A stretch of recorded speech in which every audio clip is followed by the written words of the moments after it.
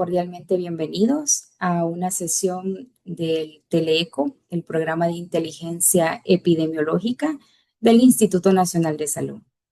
Es un espacio académico que está diseñado para poder fortalecer las capacidades del personal mediante el intercambio de conocimientos, experiencias y buenas prácticas en epidemiología y salud pública.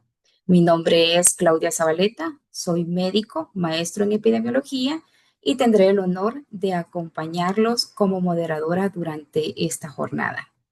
En esta oportunidad vamos a abordar un tema muy importante que es el refrescamiento de definiciones de caso y abordaje entomológico de enfermedades arbovirales y malaria. Es un tema de gran importancia para fortalecer la vigilancia epidemiológica, la detección oportuna de casos y las acciones de prevención y control de estas enfermedades de relevancia para la salud pública. Para desarrollar esta temática, contamos con la participación de distinguidos profesionales del Ministerio de Salud. Para mí es un honor poder presentar al doctor Kelvin Alfaro. Él es colaborador técnico médico de la Unidad de Vigilancia de Enfermedades Transmitidas por Vectores del Ministerio de Salud. Y también vamos a tener el honor de presentar al doctor Rolando Macís López. Él es colaborador técnico médico de la Unidad de Vigilancia de la Salud de la Dirección de Epidemiología del Ministerio de Salud. A ambos, ¿verdad? Les agradecemos por aceptar la invitación para poder compartir los conocimientos y experiencias con nosotros. Así que dejo al doctor o doctor Macís, no sé si... Muy buenas tardes, mucho gusto, estimados colegas. Es un privilegio acompañarles esta tarde con las definiciones de caso de arbovirosis. Bueno, como ustedes saben, las enfermedades arbovirales en realidad es algo así como que dijéramos un apodo. Arbovirosis lo que significa es una enfermedad transmitida por artrópodos y en esta caen una gran cantidad de enfermedades, ¿verdad? De hecho, tenemos más de 20 enfermedades digamos, son parte de este conglomerado. Dengue, chikungunya, Zika, mayaro, oropuche, fiebre de Ring, enfermedad equina venezolana, enfermedad, ¿cómo se llama?, de encefalitis japonesa, etcétera, ¿verdad? Entonces, esto es importante sobre todo por el diagnóstico, que lo vamos a ver más adelante, y ¿cómo se llama? Tener las consideraciones técnicas de que muchas veces estos microorganismos, estos virus, comparten una estructura genética, ¿verdad? Y entonces podemos tener reacciones cruzadas de unos con respecto a los otros. Ahora, entrando un poquito en materia social, podemos decir que las enfermedades arbovirales son difícilmente, digamos, controlables y erradicables a nivel mundial, ¿verdad? Esto es un fenómeno que cada día se ve, digamos, incrementado en brotes y en epidemias a nivel mundial. En nuestro continente no es la diferencia, porque esta es una enfermedad muy propia, digamos, de la precariedad, ¿verdad? De la dificultad de poder tener agua en cantidad, calidad y suministro adecuado de forma permanente. Al mismo tiempo, el cambio climático ha condicionado considerables incrementos en todo el continente. Ahora, pues tenemos dengue a mayor latitud, longitud y, por supuesto, altura. Bien, esta charla tiene como objetivo que podamos recordar o refrescar estos conceptos de las definiciones de caso de arbovirosis. En principio, nuestro sistema de vigilancia tiene tres eventos relacionados con esta, que es una sola enfermedad. La enfermedad es el dengue, sin embargo, está dividida en tres espectros, que son el dengue sin signos de alarma, el dengue con signos de alarma y el dengue grave. No significa que una sea progresiva respecto de la siguiente, o que para llegar a dengue grave primero tuvo que pasar por ser dengue con signos de alarma y dengue sin signos de alarma. Eso era un poco la clasificación vieja que teníamos antes del estudio dengue. Ahora sabemos que alguien puede debutar directamente con dengue grave o tener dengue sin signos de alarma, y luego en el momento de la defervescencia, ya por el cuarto día, cuando la fiebre disminuye, tener, digamos, llegar hasta un espectro grave.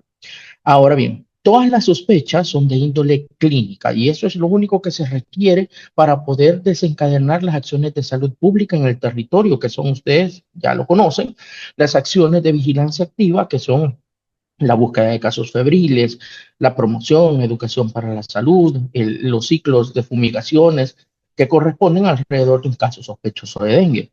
Ahora, un caso confirmado de dengue solamente se da por vía laboratorial y bajo las condiciones de los sitios centinela, que son algunas unidades de salud en el primer nivel de atención y en la totalidad de los hospitales del país.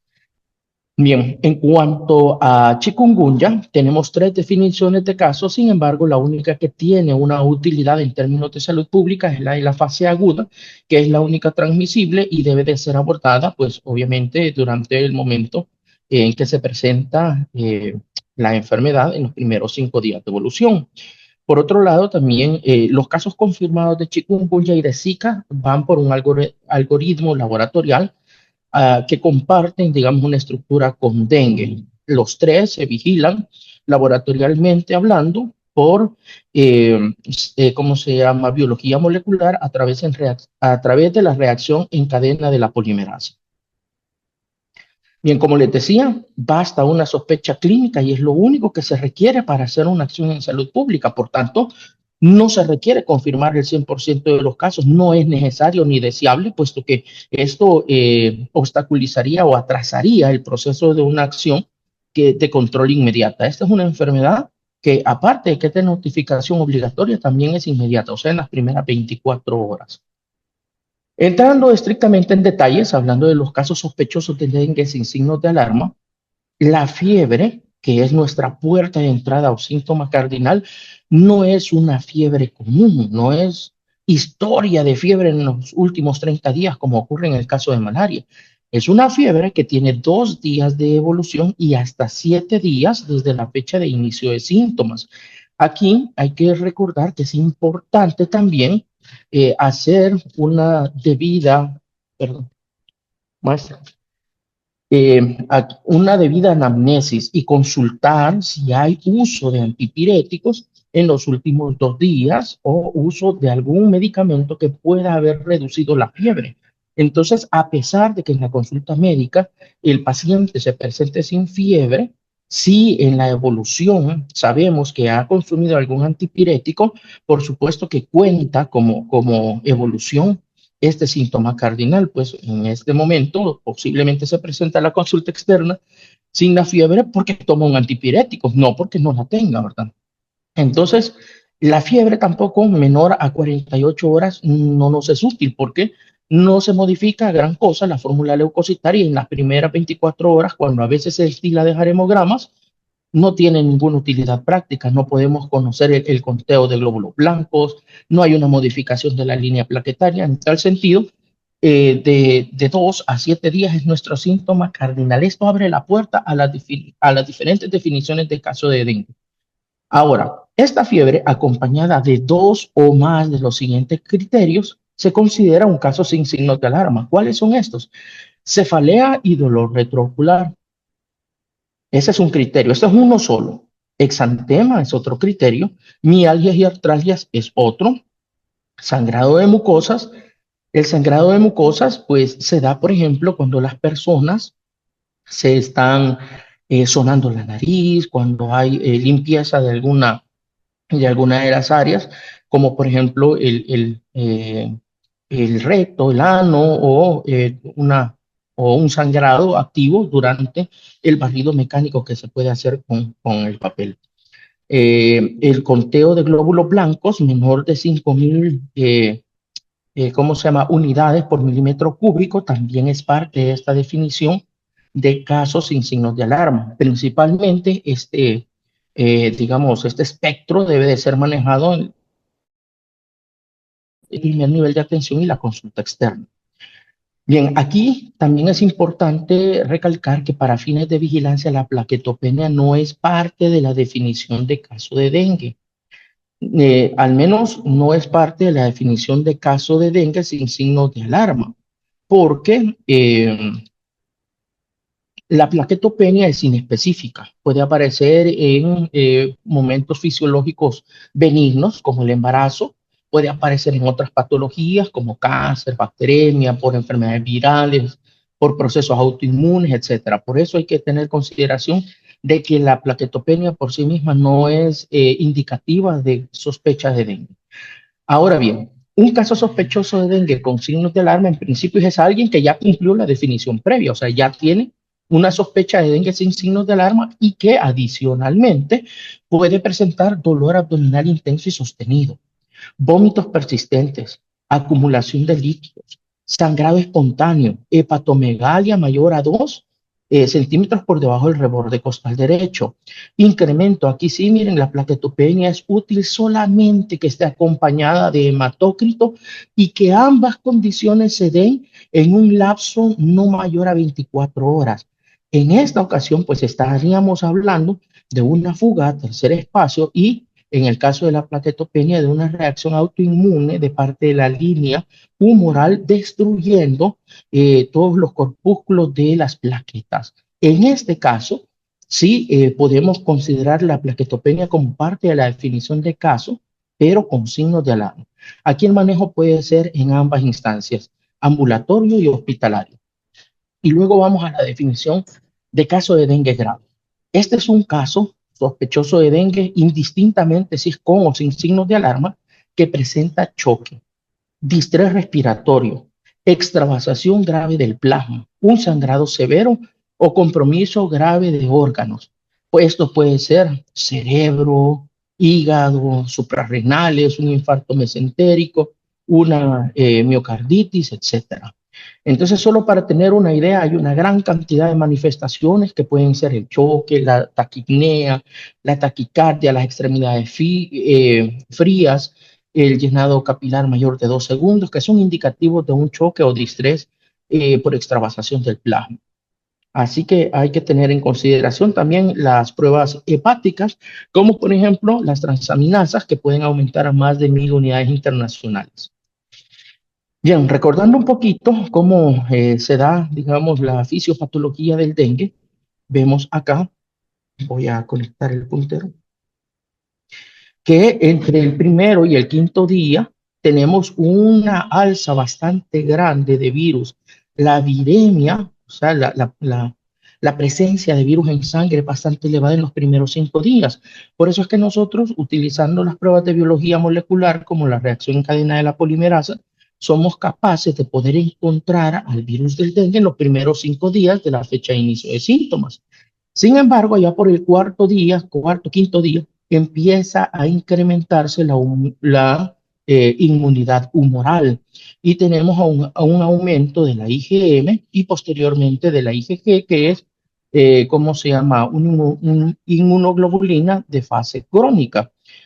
Por eso es que la IgM no se prescribe antes del sexto día desde la fecha de inicio de síntomas, porque la probabilidad de poder encontrar esto, que es el sistema inmunológico activado a través de en un ensayo de ELISA, es muy baja antes de los primeros 5 días. Y es muy difícil encontrar después de los primeros 5 días una reacción en cadena de la polimerasa positiva porque ya ha tendido a disminuir considerablemente el número de virus en el sistema. ¿A quiénes se les va a tomar PCR? Bueno, la primera pregunta es ¿a dónde voy a tomar la PCR?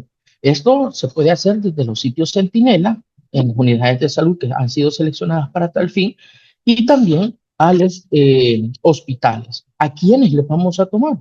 A las mujeres embarazadas que tengan un cuadro agudo de dengue, a pacientes agudos ingresados con dengue y que presenten alteraciones neurológicas como meningitis, encefalitis, meningoencefalitis, a los recién nacidos también que presenten malformaciones congénitas. Y aquí no tanto pensando en dengue, sino que cuando se manda la prueba de dengue por PCR y esta resulta negativa, se corre un algoritmo de comprobación laboratorial para chikungunya.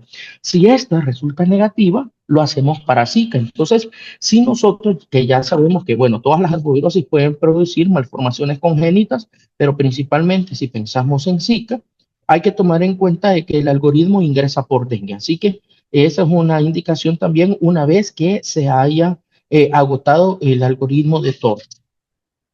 ¿Qué es un caso confirmado de dengue? Bueno, como les decía, nada más a través de nuestra prueba de Gold Standard podemos tener la confirmación de dengue, que es, ¿cómo se llama? A través de la reacción en cadena de la polimerasa. Ojo, no hay que confundir el PCR con la proteína C reactiva, son cosas totalmente distintas. ¿Qué es un caso probable de dengue? Bueno, es aquel que ha sido diagnosticado a través de una IgM que para nosotros no tiene valor diagnóstico porque, como les decía, estos virus comparten similitudes genéticas, sobre todo en su cápsula, y por tanto una prueba positiva de IgM puede reflejar una enfermedad por flavivirus y no necesariamente dengue, puede ser cualquier otro de la familia de los flavivirus. Bien.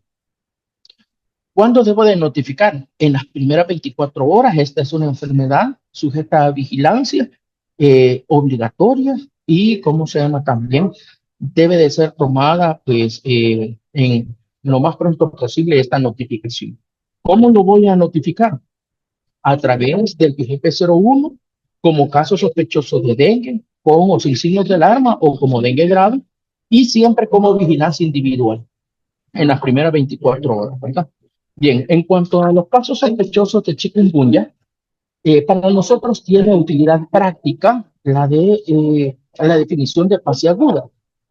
Y es toda persona con fiebre mayor a 39 grados centígrados. Aquí existe la primera diferenciación con el dengue porque no tiene periodo de evolución y por otro lado también aquí establecemos un umbral más de 39 grados centígrados de inicio súbito, dolor articular intenso, cefalea y relevante. Miren, dolor de espalda difuso, mialgias, artralgias en varias articulaciones, que es por lo que se caracteriza esta enfermedad. ¿Qué es un caso confirmado de chikungunya? Pues toda aquella que haya sido identificada como positiva a través de una prueba de reacción en cadena de la polimerasa para chikungunya antes del quinto día desde el inicio de los síntomas. Bien, no me voy a detener en el caso sospechoso de chikungunya subagudo ni crónico porque estas tienen una importancia y una relevancia eminentemente clínica, pero para fines de vigilancia digamos, son menos relevantes debido a que no hay una acción de salud pública que se deba de realizar, digamos, en la población. ¿Cómo lo voy a notificar? Bueno, al igual que el caso de dengue, se trata de una enfermedad sujeta a vigilancia y obligatoria en las primeras 24 horas. Ingresa al VIGEPES a través del formulario VIGEPES 01 como un sospechoso agudo de chikungunya. Bien, hablemos un poquito de la definición de caso de Zika.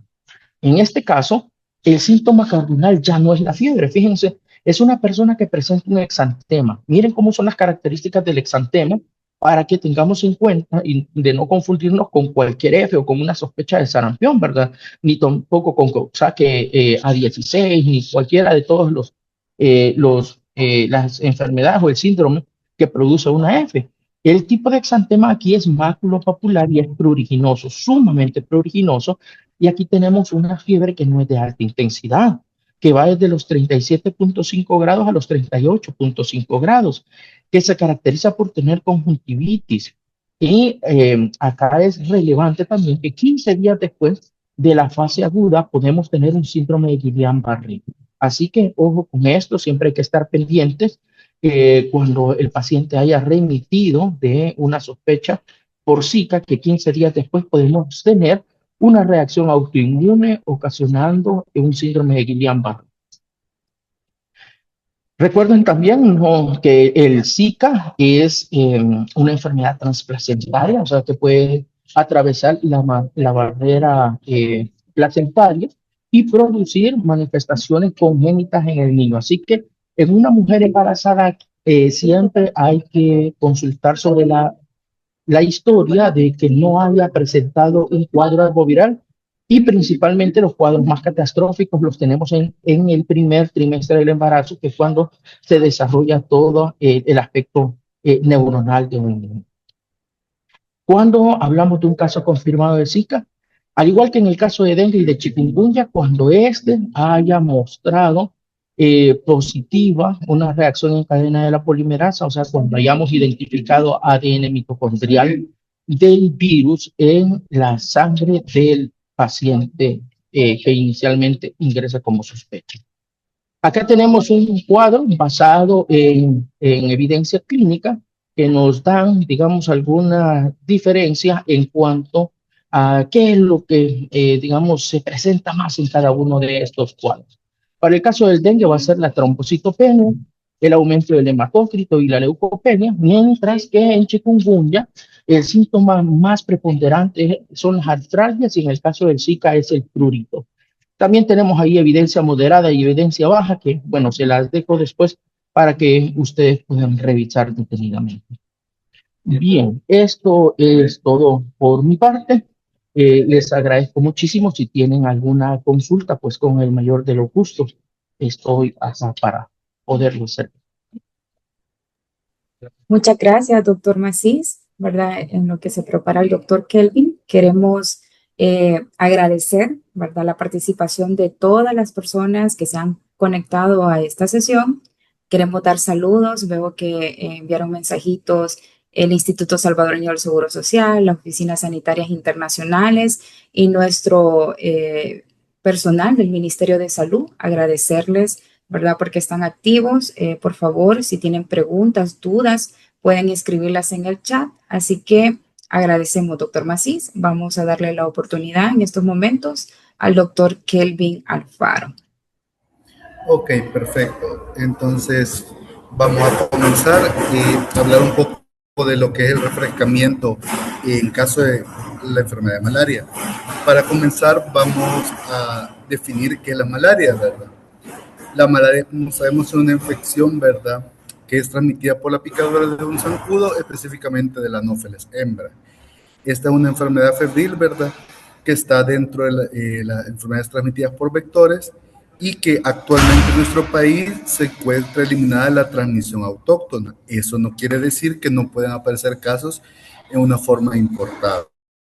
Por lo cual siempre tenemos que estar atentos, ¿verdad?, y pendientes de causa el plasmodium, del cual existen cuatro, marcado en la zona de África, que es el Plasmodium falciparum, el cual, aunque es más de prevalencia en África, actualmente cuando vienen trabajadores o vienen militares de zonas que han estado trabajando en África, pues son los que nos vienen de una forma importada, por eso tenemos que tenerlo siempre en mente, aparte que esta es la variante de la especie que causa la malaria grave. Tenemos también lo que es el Plasmodium vivax, que es el que se distribuye más que todo en toda la parte de las Américas, ¿verdad? Que es el que nosotros teníamos antes cuando había transmisión. Y de ahí tenemos otras tres especies, que es el malariae, que no se encuentra en nuestro país, el ovale, que tampoco se encuentra, y el nolesi, que es más que todo en transmisión en lo que es primate. ¿Por qué son importantes conocer las especies? Porque cada uno tiene características especiales que pueden causar ciertos detalles. Por ejemplo, si tenemos una transmisión por Plasmodium vivax, sabemos de que este puede vivir bastante tiempo en el hígado, ¿verdad? Y a través de los sinusoides volverse a presentar esta enfermedad a los 6 meses, 1 año o hasta 3 años como máximo, posterior a la primera infección, si no se trata en una forma adecuada o un tratamiento con una cura radical. En el caso de los glóbulos rojos es importante saber porque el falciparum, a través de él es que causa la destrucción masiva, lo que nos lleva a complicaciones como anemias, lo que nos lleva también a tener lo que es síntomas de la malaria grave, y por lo cual hay que tener muy presente estas dos condicionantes. Y para continuar, vamos a ver que estas especies prácticamente están distribuidas en todo lo que es el mundo, pero nosotros solo manejamos dos, los dos de acá arriba, Falciparum y Vivax. ¿Y cuánto es el tiempo de incubación?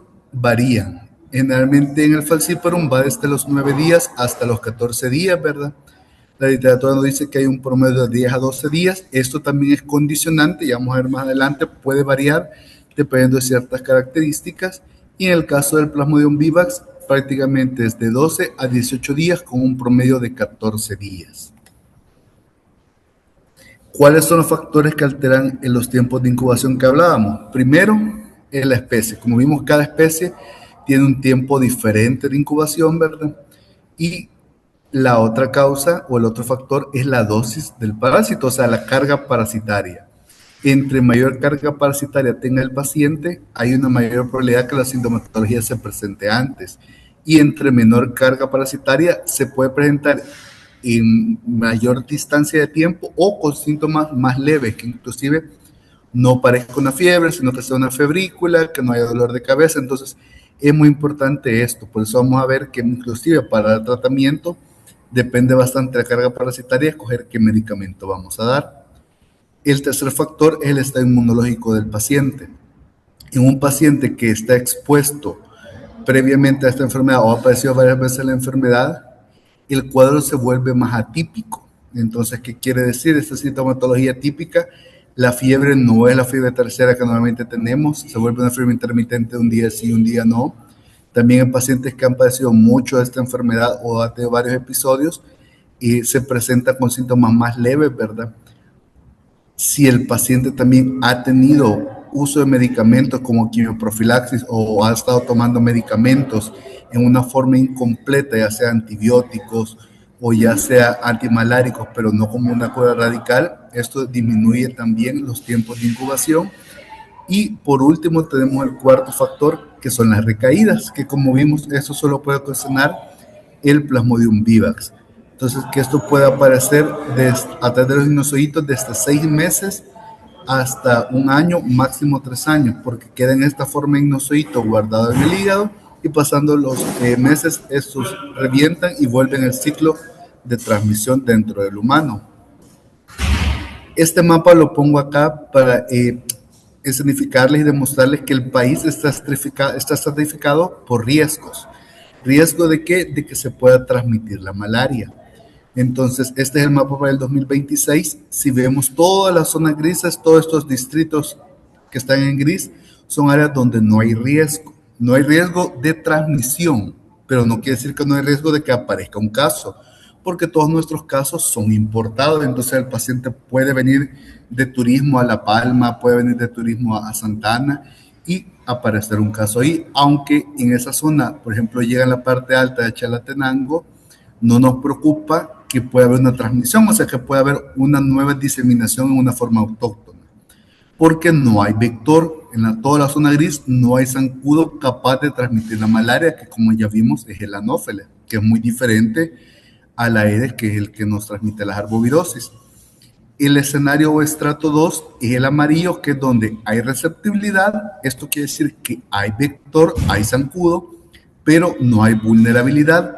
O sea, no hay una prevalencia o no hay una forma de que el parásito aparezca. Generalmente estas zonas no vulnerables es porque no hay mucho movimiento de personas, porque como sabemos el parásito no se transmite directamente de persona a persona. Entonces, ¿qué necesitamos? Que este parásito lo traiga el humano de afuera del país y que haya migración de personas. Entonces, en estas zonas marcadas con amarillo no hay mucha migración de personas, por lo cual hay poco riesgo.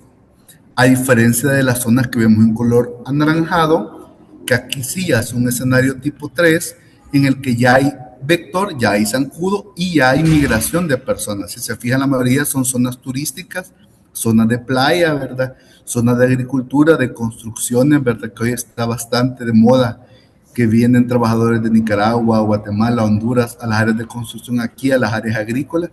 Aquí sí ya tenemos un mayor riesgo de transmisión. Y lo que aquí no vemos es ningún color rojo, porque el color rojo nos indicaría que en esta zona, aparte de que hay vector, aparte de que había el riesgo de la vulnerabilidad, ya apareció más de un caso autóctono. Entonces, actualmente, desde el 2017, no hay casos autóctonos, solo casos importados. Y esto era importante conocerlo porque, como vamos a ver, el estrato de riesgo se toca dentro de la definición de caso. Aquí vamos a ver que para las manifestaciones clínicas casi siempre son síntomas inespecíficos, porque el primer síntoma que se presenta es la fiebre, el escalofrío, la sudoración, que muchas enfermedades generalmente pueden presentar esos 3 síntomas. Entonces, es algo que es muy inespecífico, al igual que los dolores de cabeza, las sudoraciones, ¿verdad? Náuseas, vómitos, fatiga. Por lo cual, vamos a ver que difícilmente solo por la sintomatología vamos a poder diagnosticarlo. Lo que sí podemos ir hilando es que esta sintomatología o estas manifestaciones van a ir apareciendo generalmente de 10 a 15 días después de que nos picó el zancudo. ¿Qué quiere decir? Si el paciente lleva o ha viajado a otro país donde hay transmisión de malaria y a los 10, 15 días de retornar al país empieza a presentar fiebre, escalofrío, sudoración y otros de estos síntomas, hay una gran posibilidad que ese paciente tenga malaria. Por eso es que nosotros siempre tenemos que preguntarle al paciente su historial de viaje, si ha salido del país recientemente, ¿verdad? ¿Qué más? Con las manifestaciones clínicas son diferentes cuando ya hay una malaria grave, porque cuando hay una malaria grave ya se desencadenan otros síndromes, por ejemplo, una malaria grave que el paciente ya no va a llegar nada más con una fiebre, sino que ya va a llegar probablemente convulsionando, en estado de coma, con confusión, ¿verdad? Puede presentar ya el paciente una insuficiencia renal o una insuficiencia hepática, puede llegar con un edema pulmonar, ¿verdad? Que le da una dificultad respiratoria, o ya puede llegar con una anemia grave. Cualquiera de estos síndromes, si no tiene otra causa, entonces habría que pensar que es malaria en su forma grave, que como lo veíamos en la distribución lo causa el Plasmodium falciparum. ¿Qué es lo importante? Que la malaria en sí no mata, lo que mata es la tardanza en el diagnóstico y en el tratamiento, porque la malaria se cura fácilmente. Como vamos a ver más adelante, los medicamentos son de fácil manejo, son medicamentos de pocos días de uso y eso prácticamente cura al 100% cuando se trata a tiempo, sin que el paciente llegue a una forma grave, ¿verdad? Acá vamos a ver ya la definición que conocemos de VIGEPES sobre un sospechoso de malaria. Este será un paciente con fiebre actual o fiebre en los últimos 30 días que tenga una etiología no identificada y que refiera al menos uno o más de los siguientes antecedentes clínicos. O sea, que aparte de la fiebre actual o fiebre en el último mes, tiene que tener alguno de estos otros síntomas o antecedentes epidemiológicos que vamos a ver. Cefalea, escalofrío o ambos. Si presenta la fiebre más la cefalea o el escalofrío o ambos, este paciente podría ser sospechoso de malaria. Si aparte de la fiebre hay un nexo epidemiológico que ha residido o ha viajado a localidades que son receptivas y vulnerables, como veíamos en el mapa anterior, que son escenario 3, también habría que pensarlo. Y si el paciente, aparte de tener fiebre, ha residido pues, o ha viajado a un país con transmisión activa de malaria, entonces también sería un sospechoso de malaria. O un paciente que tenga antecedentes de haber padecido la enfermedad en los últimos 3 años, también es un sospechoso, porque ya hablábamos que en el caso del VIVAX puede presentar recaída, ¿verdad? Desde los 6 meses hasta máximo 3 años posterior a padecer la enfermedad. Y tenemos también a todas las personas que han presentado anemia, hepatomegalia y una esplenomegalia de causas desconocidas, que tal vez llega por otra sintomatología, pero tiene alguna de estas antecedentes y que no tiene una causa conocida, ya sea que en ese momento tenga fiebre o no, tenemos que pensar que también podría ser malaria. Y en el caso de los receptores de donación de sangre o trasplante que han presentado fiebre sin etiología conocida después de 3 meses de la recepción de la sangre o el órgano, también habría que sospechar que es malaria. ¿Y en qué momento yo voy a decir que es un caso confirmado de malaria? En todo paciente al que le demostremos que tiene plasmodium en sangre. ¿Y esto cómo lo podemos hacer? Entonces, a través de las pruebas de laboratorio. Puede ser a través de una prueba de diagnóstico rápido, a una PCR o a una microscopía. En nuestro país solo contamos con la número 1, que es la prueba de diagnóstico rápido, y la microscopía. No utilizamos en nuestro país la PCR. Estas solo se las menciono para que sepan que existe esta técnica, que en otros países sí lo utilizan.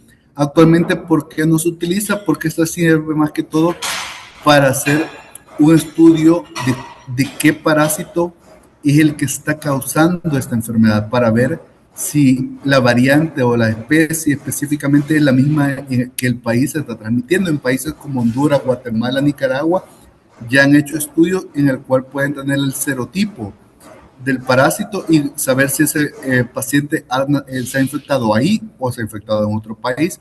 En nuestro caso, como no tenemos un estudio y ya el país eliminó la malaria, no es muy útil por el momento. Solo tenemos la prueba de diagnóstico rápido y la microscopía, que es la gota gruesa con frotis de sangre periférico, que es el gol estándar. En el caso de la gota gruesa y frotis de sangre, sabemos de que es una prueba que se hace a través de 2 gotitas de sangre que se colocan en una misma lámina, pero que tienen tratamiento diferente y tienen objetivos diferentes. Por eso es de que no se puede hacer solo la gota gruesa o solo el frotis de sangre, porque entonces dejamos a medias el diagnóstico del paciente. Ya vamos a ver que es muy importante saber la cuantificación, y sin esta puedo saber que tiene infección, pero a veces no puedo definir qué tratamiento le voy a dar, o en el seguimiento del paciente verificar si realmente está curando o no está curando de una forma adecuada. ¿Cuáles son las características? Si yo hago la prueba de gota gruesa, lo primero es que aquí hay muchas capas, entonces está concentrada lo que es la sangre porque es una gota completa. Esta tiene una alta sensibilidad para el diagnóstico porque hay muchas capas, por lo cual hay mayor posibilidad de poder ver el parásito. El caso del estado del eritrocito aquí se encuentra alisado por el proceso que se hace, sufre una deshemoglobinización, por lo cual es más factible poder ver el parásito que está adentro del glóbulo rojo, porque este se rompió para poder verlo, ¿verdad? Y en el caso de qué objetivo busca la gota gruesa, detectar el parásito y hacer el conteo. Entonces, aquí muchas veces no pueden decir que hay plasmodium y que hay 7,000 parásitos por microlitro de sangre. Entonces, pero hay veces, dependiendo del ojo del laboratorista, no pueden decir la especie o no. Y vamos a ver que a diferencia del frotis de sangre, que aquí solo hay una capa de sangre porque un extendido, entonces es de poca sensibilidad porque tiene una sola capa, entonces en parasitemias muy bajas no se puede a veces contar o no se puede identificar el parásito porque hay menor probabilidad que una sola capa encuentre parásitos.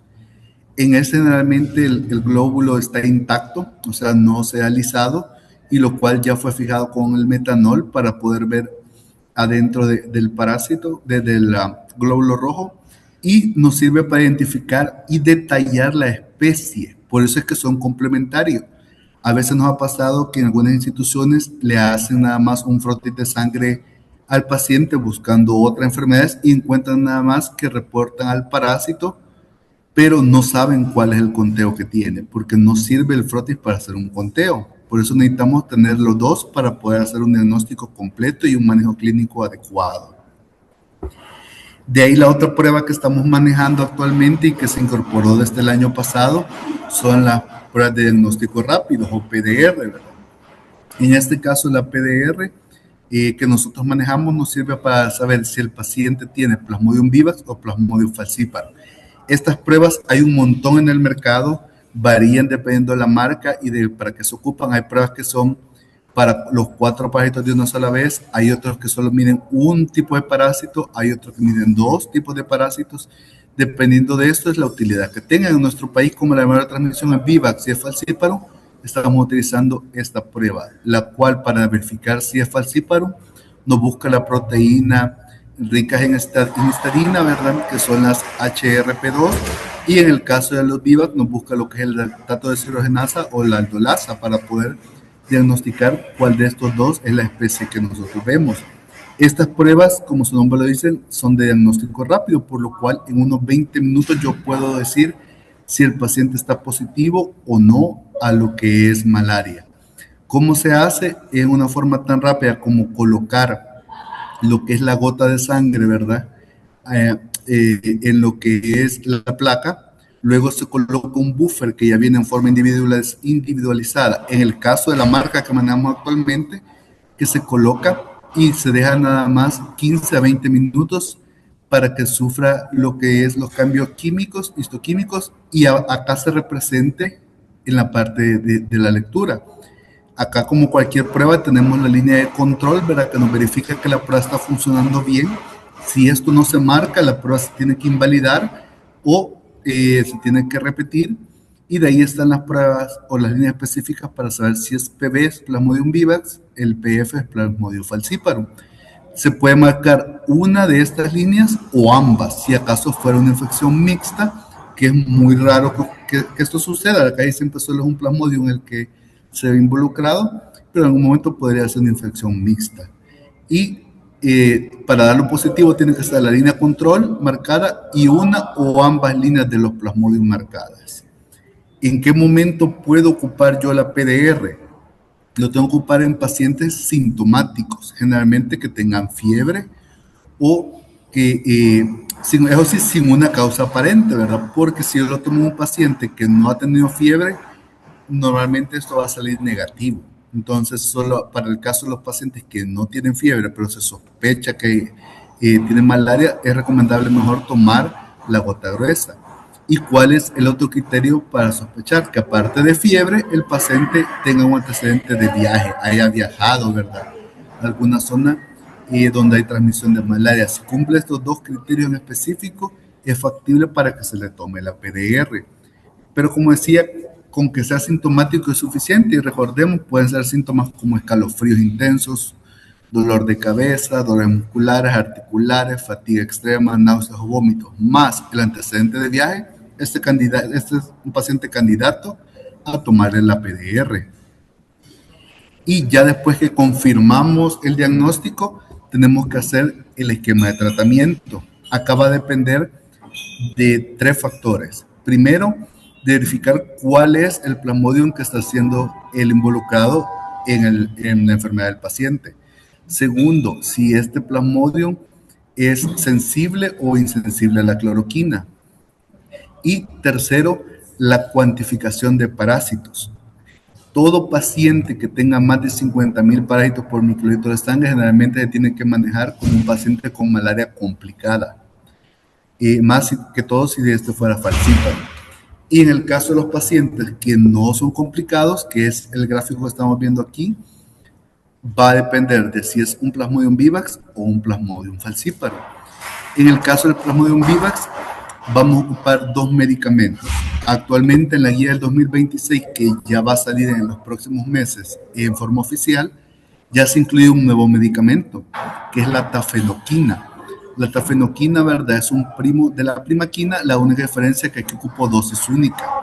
Normalmente nos hemos acostumbrado a que para tratar al paciente con Vivax le damos primaquina por 14 días, pero actualmente al ya tener este medicamento que en la guía ya se incorporó y que primero Dios lo vamos a tener en el 2027 ya en el stock de medicamentos, se reduciría bastante el tiempo de curación, ya que pasaríamos a una dosis única de tafenoquina y siempre a los 3 días que ocupamos de cloroquina. Acordemos que la cloroquina es en base a 25 miligramos por kilogramo de peso dividido entre días, ¿verdad? Que casi siempre se divide 10, 10 y 5 miligramos en los días respectivamente. Y la tafenoquina, ya sería una dosis única, y si seguimos ocupando primaquina, ocuparíamos los 14 días. ¿De qué va a depender qué medicamento ocupamos? De esto. También el otro año ya vamos a tener pruebas rápidas para hacer el test de glucosa 6-fosfato deshidrogenasa. ¿Qué quiere decir? Cuando hagamos esta prueba, nosotros vamos a confirmar si el paciente está normal en la enzima. Yo le puedo aplicar la tafenoquina o inclusive le puedo aplicar la primaquina en dosis más altas para reducir los días, para pasar de 14 días, que es actualmente, a 7 días. Todo va a depender de esta prueba, que va a ser obligatorio tomársela al paciente antes de iniciar el medicamento. En el caso de que la infección sea por falciparum, aquí seguimos manejando el mismo medicamento que hemos manejado en los últimos 5 años, que es el AZT o la artesunina combinada, que es lo que conocemos como artesunato con lumefantrina, ¿verdad? Que es el que utilizamos nosotros en nuestro país, que son 4 tabletas cada 12 horas por 3 días, y se ocupa una dosis única de primaquina que se calcula a 0.75 miligramos por kilo de peso del paciente. Estos 2 son los tratamientos que utilizamos para malaria no complicada. En el caso que sea una malaria complicada que estemos teniendo en este momento, vamos a hacerlo en 3 fases del tratamiento.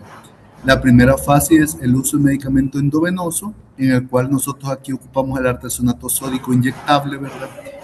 Que se calcula en base a kilopeso. Esto lo que hace es eliminar rápidamente el parásito en sangre para que el paciente empiece a restablecer sus sistemas a una forma más óptima.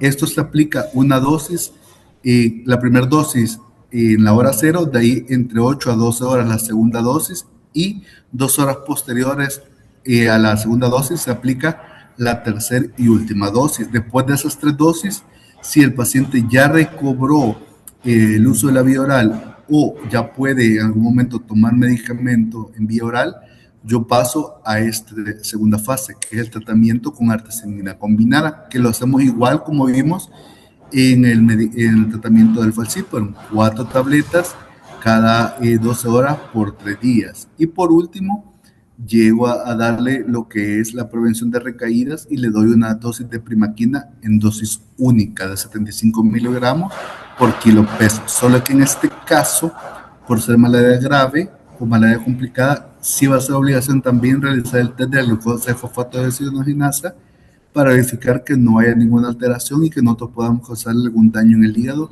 con este medicamento.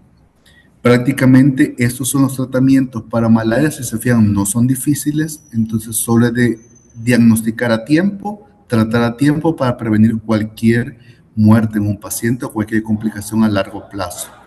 Eso es prácticamente lo que les traía para el día de ahora como refrescamiento. No sé si hay alguna duda que les podamos solventar. Muchas gracias, doctor, por la participación, doctor Macís. Y por supuesto, tenemos en el chat preguntas, ¿verdad?, que van dirigidas para ustedes. Y vamos a iniciar. Agradecemos a las personas que han colocado sus preguntas. Nos dice la doctora Ana Bendet, ¿verdad? Excelentes ponencias. Y estaba dirigida para doctor Macís. Ella nos pregunta cuáles son los errores más frecuentes que se han identificado en el llenado de fichas de notificación obligatoria que complican la clasificación final del caso. Bueno, principalmente tenemos dos errores frecuentes. El primero es que los médicos escribimos poco y cuando revisamos la aplicación de la definición de caso en el expediente clínico, el expediente no tiene información que haga constar que efectivamente se trata de un caso sospechoso de dengue. Y el segundo en el llenado es que no se explora adecuadamente la fecha de inicio de síntomas y no se logra establecer las 48 horas de evolución de la fiebre, que es la puerta de entrada para la definición de caso, ¿verdad? Entonces, se puede cometer el riesgo de clasificar como dengue periodos de fiebre mayores a 7 días que ya nos orientan hacia otra patología o incluir en la definición de caso aquellos que aún no tienen 48 horas de evolución y terminar haciendo acciones de control por infecciones de vías urinarias, por catarros, diarreas, etcétera, lo cual moviliza y tensiona los recursos de manera totalmente innecesaria. Muchas gracias, doctor Macís, por su respuesta. Excelente. Bueno, aquí tenemos otra pregunta de Grecia Carranza. Nos dice, muchas gracias por su ponencia, doctor Alfaro. ¿Podría, por favor, ampliar cómo debería de ser el cuidado para el transporte de muestras de frotis y gota gruesa? Excelente tema.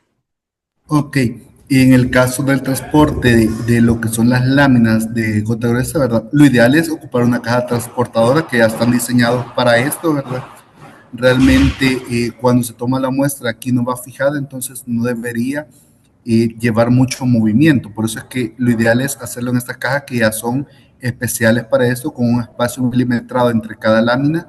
Y segundo, no llevarlas en áreas muy calientes, porque el calor en exceso puede dañar la muestra también y que no debe pasar más de 12 horas del traslado de la muestra, ¿verdad? No la puedo tomar hoy y llevarla hasta el día lunes, ¿verdad? Para la lectura, porque entonces ya se ha degradado la muestra porque todavía no está fijada con ningún reactivo y la muestra ya sería inservible en ese caso. Muchas gracias, doctor Kelvin.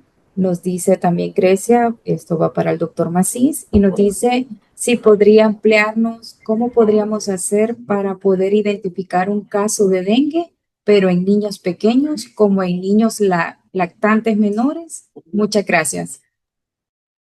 Excelente consulta, mi estimada amiga Grecia. En principio, un niño menor de 2 años va a tener dificultad para expresar su dolor, su malestar general, su cefalea. Sin embargo, tiene evidencias clínicas tales como la irritabilidad, el hecho de que no mama adecuadamente en el caso de los lactantes menores y movilización, dolor a la movilización de las articulaciones en el examen físico. Estos pueden ser orientativos más la fiebre de 48 horas de evolución. Gracias, doctor Macís. Nos dice Vicky Guevara. Buenas tardes. Esto va para el doctor Alfaro. Nos dice, ¿cuáles son los países que se consideran de alto riesgo de transmisión de malaria? Ok, muchas gracias, Vicky. En este caso, prácticamente en todo lo que es América hay transmisión, a excepción de Argentina, Paraguay, El Salvador, Belice y lo que es Guyana, que hace poco eliminó la malaria, por lo cual desde que usted va a Guatemala, va a Honduras, Nicaragua, Costa Rica, Panamá, que son los más cercanos, ya sea por turismo o por misiones oficiales o trabajo, hay un riesgo, ¿verdad? Eso sí, los países de mayor riesgo por cantidad de pacientes con malaria son los países que están en el área africana, ¿verdad? Si usted va a viajar a África, es muy probable que sí se contagie con lo que es malaria. En el caso de Centroamérica y lo que es la parte sur de América, hay un riesgo relativo, pero siempre hay un riesgo. Entonces, ¿qué se recomienda si usted vaya a estos países? Al nomás reingresar al país, asista a una unidad médica, ¿verdad? Ya sea de Seguro Social o asista a una unidad de salud a que le puedan tomar una gota gruesa, ¿verdad? Como estudio para verificar que usted no tiene ninguna complicación o al tener cualquier sintomatología de fiebre, malestar, ¿verdad? General y con el antecedente de viaje a alguno de estos países, consulte inmediatamente para que le puedan dejar la prueba. Muchas gracias, doctor Alfaro. Y aquí también tengo otra pregunta para usted, doctor. Nos dice, desde el punto de vista entomológico, ¿cuáles están siendo los criaderos, más difíciles de erradicar o controlar dentro de las viviendas? ¿Y qué alternativas sencillas se les puede recomendar a la población? Ok, quizás para aclarar un detalle, en el caso de la malaria, los criaderos no están dentro del hogar, esos generalmente están fuera porque son en cuerpos de aguas estancadas. Estamos hablando de ríos, lagos, charcos, lo que son pantanos, ¿verdad? Entonces, al no estar dentro de la casa, lo más difícil es en el tiempo de verano. Cuando estamos en verano es como programa con el tiempo que más luchamos con los criaderos porque el agua no se está moviendo, entonces es más fácil que el zancudo se reproduzca. En la temporada de invierno para nosotros es más factible porque el agua corre con los ríos, con los lagos, hay un cambio constante, movimiento constante de agua, por lo cual es más difícil que el zancudo pueda reproducirse en este aspecto. ¿Qué es lo que generalmente ocupamos o le pedimos a la población que nos ayude cuando están cercanos a esto? De que mantengan los cauces de agua libres, por ejemplo, a veces por basura o porque va creciendo maleza, entonces el agua se va estancando.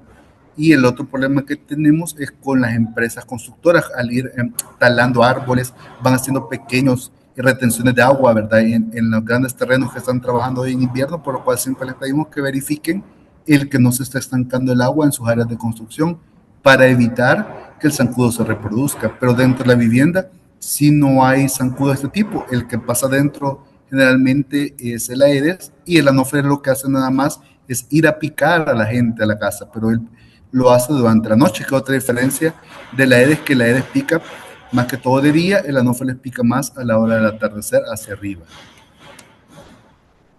Muchas gracias, doctor. Doctor Macís, Virginia Peñate, ¿verdad? Nos pregunta, buenas tardes, excelente ponencia. Mi pregunta es porque ahora pues hay pacientes con fiebre y al realizar un hemograma completo y se visualiza leucocitos bajos y plaqueta baja, pero en el examen físico hay placas en amígdalas. ¿Será una infección de garganta o sospecha de dengue? Ok, muy bien. Excelente pregunta. Creo que tenemos que diferenciar dos aspectos, el aspecto clínico y el aspecto epidemiológico, ¿verdad? Si usted le encuentra un foco a la fiebre y tiene placas, usted presume una enfermedad bacteriana, ¿verdad? Y recuerde de que la neutropenia no es patognomónica del dengue. Esta tiene, digamos, epidemiológicamente una orientación solamente que está acompañada de fiebre de 48 horas de evolución y otro de los síntomas que listamos en los 6 criterios de dengue, ¿verdad? Ahora bien, recuerde también que existe la posibilidad, no es frecuente, pero le puede pasar a alguien que tenga una enfermedad bacteriana, una faringoamigdalitis y que también tenga dengue. Ahora es un criterio, digamos, médico el que se debe de tomar en consideración valorando cada situación en particular, ¿verdad? No es muy usual, pero incluso en el pasado hemos tenido casos que por la seroteca han evidenciado tener dengue, chikungunya y zika al mismo tiempo. No es común o tener una coinfección de influenza más dengue. Eso es virtualmente posible. Muchas gracias, doctor Macís. Y vamos a cerrar con esta pregunta, ¿verdad? Para doctor Alfaro. Nos dicen, buenas tardes, doctor. Lizeth Cepeda nos dice, gracias por su ponencia. Una consulta. Si una persona que constantemente viaja a Guatemala o países endémicos de malaria, ¿cada cuánto se podría tamizar o solo si se presentan síntomas? Ok, en el caso de una persona que constantemente viaja a un país endémico de malaria, lo ideal es, si sabe que viaja 3, 4 veces al mes, por lo menos una vez al mes hacerse la prueba, o sea, la gota gruesa. O, como bien decía dentro de la pregunta, si empieza a presentar síntomas, tomárselo. No va a hacerse la prueba todos los días, ¿verdad? Y también depende de cuánto tiempo permanezca en el país endémico. Si solo viaja, por ejemplo, tenemos gente que va a comprar a Guatemala verduras, va a comprar lácteos a Nicaragua y que viaja en el mismo día y al día siguiente regresa o al mismo día regresa, esta persona difícilmente se va a infectar porque ha pasado tan poco tiempo dentro del país para poder ser picado y reproducir la enfermedad. No quiere decir que no pase, pero hay una baja probabilidad que esta persona se infecte. Pero si al contrario, yo voy a trabajar a Guatemala como un consultor, me estoy 15 días o más, regreso, me estoy unos 2 días en el país y vuelvo y estoy así constantemente, esta persona sí tiene el mayor riesgo de haberse infectado, por lo cual se le recomienda tomarse la prueba, por lo menos si va a estar en esas viajes constantes, una vez al mes que se haga la prueba, ¿verdad? O cuando ya empiece a presentar algún síntoma, siempre recordarle al médico o al lugar donde va a hacerse la prueba que ha viajado a un país endémico de malaria, por si el médico en el momento no le consulta o no le pregunta el historial de viajes. Muchas gracias, doctor. Bueno, aquí nos dicen que están muy agradecidos con las temáticas. Bueno, creo que hemos llegado al final de nuestra sesión de Teleco. Agradecemos sinceramente a nuestros ponentes por compartir sus conocimientos y a cada uno de ustedes por la participación y compromiso. Esperamos que este espacio haya sido de utilidad para poder fortalecer los conocimientos. Les deseamos una excelente jornada y hasta una próxima sesión. Para